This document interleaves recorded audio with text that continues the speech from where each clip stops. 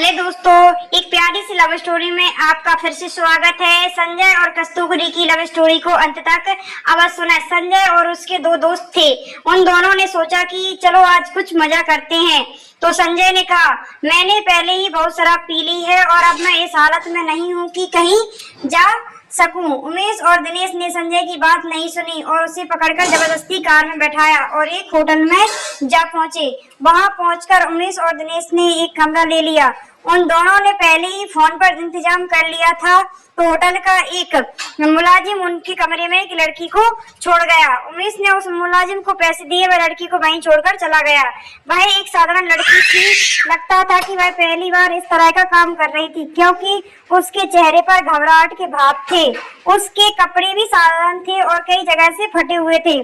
संजय उस लड़की के चेहरे को एकटक देख रहा था। उसे उसमें मासूमियत और घबराहट के मिले जुले भाव नजर आ रहे थे, जबकि उमेश और दिनेश उसको केवल हवस की नजर से देख रहे थे। तभी उमेश लड़खड़ाता हुआ उठा और उसने दिनेश व संजय को बाहर जाने के लिए कहा।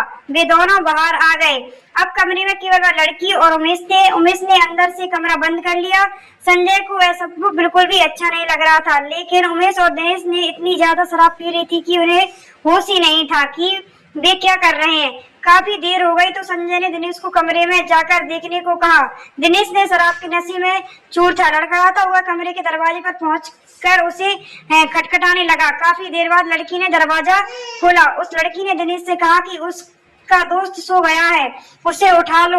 नशे की हालत में चूर दिनेश उस लड़की के बात सुनने के बजाय पकड़कर उसे अंदर ले गया और दरवाजा बंद कर लिया। संजय दूर बरामदे में बैठा यह सब देख रहा था। दिनेश को भी कमरे में ले गया। काफी देर हो गई तो संजय ने दरवाजा खड़खड़ाया। इस बार भी उसी लड़की ने दरवाजा खोला। वह अब परेशान दिख रही थी।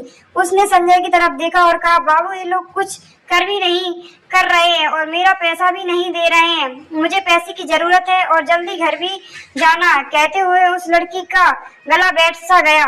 संजय ने लड़की को अंदर चलने को कहा और थोड़ी देर में उसे उसी होटल के दूसरे कमरे में ले गया। उसने जाते हुए देखा कि उमेश और दिनेश शराब में चूर बिस्तर पर पड़े थे। संजय ने दूसरे कमरे में उस लड़की को बैठने को कहा। लड़की घबराते हुए बैठ गई। वह थोड़ा जल्दी में लग रही थी। संजय ने उसे पास रखा पानी पीने को दिया, जिससे वह एक सांस में ही पी गई। पानी पीने के बाद वह लड़की खड़ी हुई और संजय से बोली, बाबू अब जो करना है जल्दी करो, मुझे पैसे लेकर जल्दी घर पहुंचना है। संजय को उसकी मासूम बातों पर हंसी आ रही थी। उसने उसे पैसे दिए तो उसने पैसे रख लिए और संजय को पकड़कर बिस्तर पर ले गई और अपने कपड़े उतारने लगी। संजय ने उसका हाथ पकड़ा और कपड़े खोलने को मना किया। लड़की बोली, नहीं बाबू, कस्तूरी ऐसी लड़की नहीं है जो बिना काम के किसी से ही पैसे ले ले। मैं गरीब जरूर हूँ लेकिन भीख नहीं लूंगी। संजय अब बोल नहीं पा रहा था। तभी कस्तूरी ने संजय का हाथ पकड़ा और उसे बिस्तर पर ले गई। ऐसा इतना जल्दी में हुआ कि संजय कुछ कर नहीं पाया। कस्तूरी ने जल्दी से अपने कपड़े उतारे और संजय के भी कपड़े उतारने लगी। अब कस्तूरी संजय के इतने नजदीक थी कि उसके मासूम चेहरे को वह बड़े प्यार से देख रहा था। वह कस्तूरी की किसी भी बात का विरोध नहीं कर पा रहा था। उसके मासूम हाव भाव और चेहरे से संजय की नजर हटती, तब तक कस्तूरी वह सब कर चुकी थी जो पत्नी करती है। कस्तूरी ने जल्दी से ही कपड़े पहने और होटल के कमरे से बाहर निकल गई। संजय अभी भी कस्तूरी के ख्यालों में खोया हुआ था। समय बीतता गया लेकिन संजय के दिमाग से कस्तूरी निकल नहीं पा रही थी। एक दिन संजय बाजार में सामान खरीद रहा था। उसने देखा कि कस्तूरी भी उसके पास ही एक दुकान से सामान खरीद रही थी। संजय उसको देखकर खुश हुआ। उसने कस्तूरी को आवाज दी कि कस्तूरी ने मुड़कर देखा और फिर दुकानदार से सामान लेने में जुट गई। संजय उसके पास पहुंचा। कस्तूरी ने संजय की तरफ कोई ध्यान नहीं दिया। कस्तूरी ने सामान खरीदा और दुकान से बाहर निकल गई। संजय उसे पीछे से आवाज देता रहा लेकिन उसने अनसुना कर दिया। कुछ दिन बाद संजय को कस्तूरी फिर दिखाई दी। उस दिन संजय ने कस्तूरी का हाथ पकड़ा और उसे भीड़ से दूर खींचकर ले गया और उससे उसकी पिछली बार की हरकत के बारे में पूछना चाहा तो संजय के पैरों के नीचे जमीन खिसक गई। उसने देखा कि कस्तूरी का चेहरा पीला पड़ चुका था और वह बहुत कमजोर हो गई थी। उसने अपनी फटी चुन्नी से अपना पेट छिपा रखा था, जो कुछ बाहर दिख रहा था। कस्तूरी वहां से जाने के लिए संजय से जोर जबरदस्ती कर रही कि आप यहाँ से चले जाओ। संजय ने किस तरह उसे शांत किया और भीड़ से दूर एक चाय की दुकान पर बैठाया। संजय ने गौर से कस्तूरी के चेहरे की तरफ देखा तो उसका दिल बैठ गया। कस्तूरी सचमुच बहुत कमजोर थी। संजय ने कस्तूरी से उसकी इस हालत के बारे में पूछा तो पहले तो कुछ नहीं बोली, लेकिन संजय ने प्यार से उसके सिर पर हाथ फेरा तो वह रोने लगी। संजय को समझ नहीं पा रहा था। कस्तूरी ने अपने आंसू पोंछे और बोली, बाबू मेरी ये हालत उसी दिन से है जिस दिन आप और आपके दोस्त मुझे होटल में मिले थे।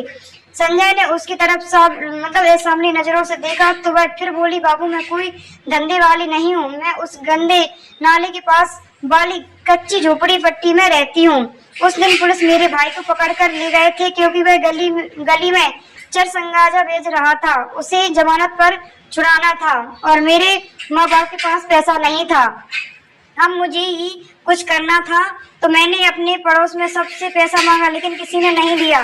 थक हार कर बैठ गई तो मेरी एक मौसी बोली कि इस बेरहम जमाने में कोई मुफ्त में पैसा नहीं देता। मौसी की बात मेरी समझ में आई और मैं आप और आपके दोस्तों तक पहुंच गई। कस्तूरी चुप हुई तो संजय ने अपने चेहरे के दर्द को छिपाते हुए पूछा, तुम्हारी ये हालत कैसे हुई?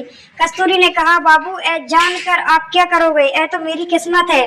संजय ने फिर जोर दिया तो कस्तूरी बोली, बाबू उस दिन आपके दिए गए पैसे से मैं अपने भाई को हवाला से छुड़ा लाई। तो भाई ने पूछा कि पैसे कहाँ से लाई? मैंने झूठ बोल दिया कि किसी से उधार लिया।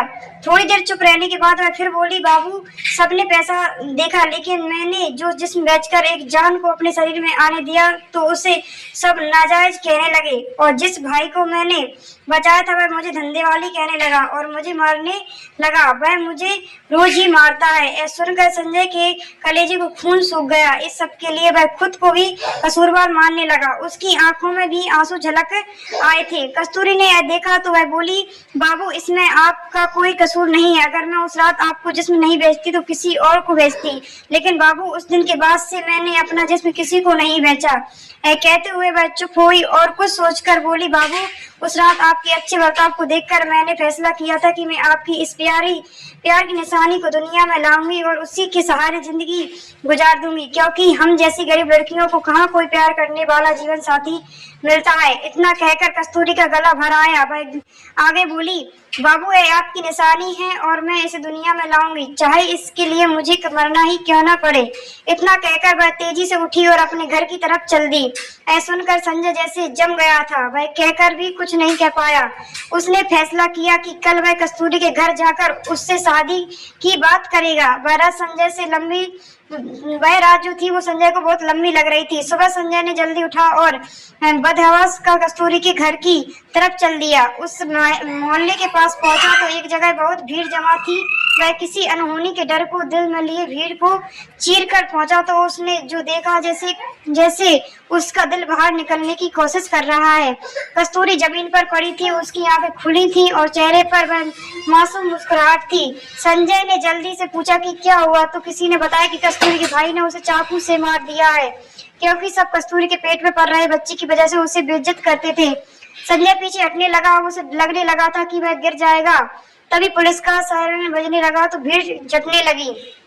संजय पीछे हटते हुए कस्तूरी को देख रहा था। उसका एक हाथ अपने पेट पर था और शायद वह अपने प्यार को मरते हुए भी बचाना चाहती थी। उसके चेहरे पर मुस्कुराहट ऐसी थी जैसे उन खुली आंखों से संजय को कहना चाहती हो, बाबू यह तुम्हारे प्यार की निशानी है पर इसमें तुम्हारा कोई कसूर नहीं है। संजय पीछे मुड़ा और अपने घर पहुंचकर रोने लगा। वह अपने आप को माफ नहीं कर पा रहा था, क्योंकि अगर वह कल की उससे शादी की बात कर लेता तो शायद कस्तूरी जिंदा होती। बारिश होने लगी थी, बादल जोर जोर से गरज रहे थे। कस्तूरी के प्यार के लिए भी वह संजय रो रहा था। तो दोस्तों, एक दिल दहलाने वाली आपको स्टोरी कैसी लगी कमेंट करके बताएं। भगवान ऐसा किसी लड़की के साथ ना करे। धन्यवाद।